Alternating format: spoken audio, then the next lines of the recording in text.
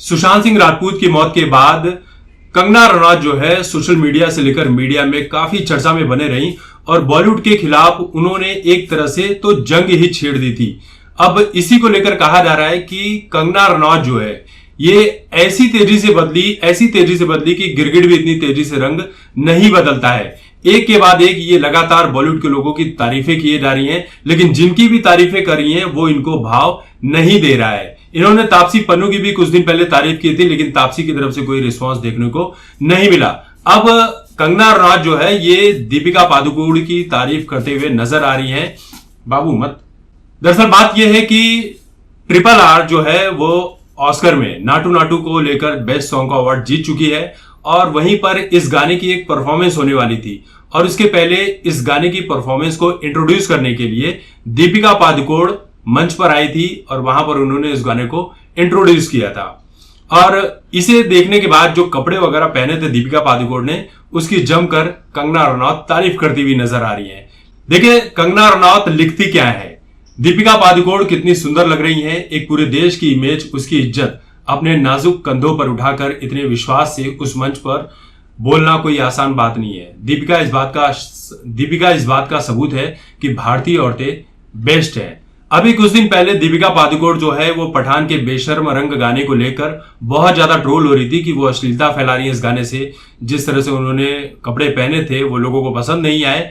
और अब देखो कंगना रनौत बेस्ट भारतीय औरत कैसी होती है ये बताते हुए नजर आ रही है।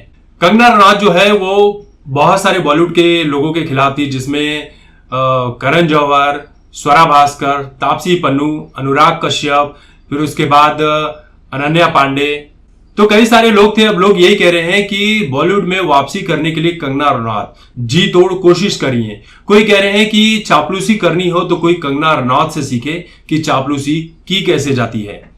यानी कि कल तक जो लोग कंगना रनौत को सपोर्ट कर रहे थे, जो सुशांत सिंह राजपूत के फैंस थे, वो तो पिछले साल से ही कंगना को विरोध में खड़े हो गए, क्योंकि कंगना लॉकअप शो में जिस तरह से मुनव्वर फारूकी जो कि माता सीता का अपमान करता है अपनी कॉमेडी में, फिर बहुत सारी बातें कहता है और उसी को अपने शो में बुलवाती है, जो कि एकता कपूर का शो था, वहां पर वो विनर भी घोषित कर दिया जाता है, जिसे लेकर काफी कुछ बातें सामने आई थी।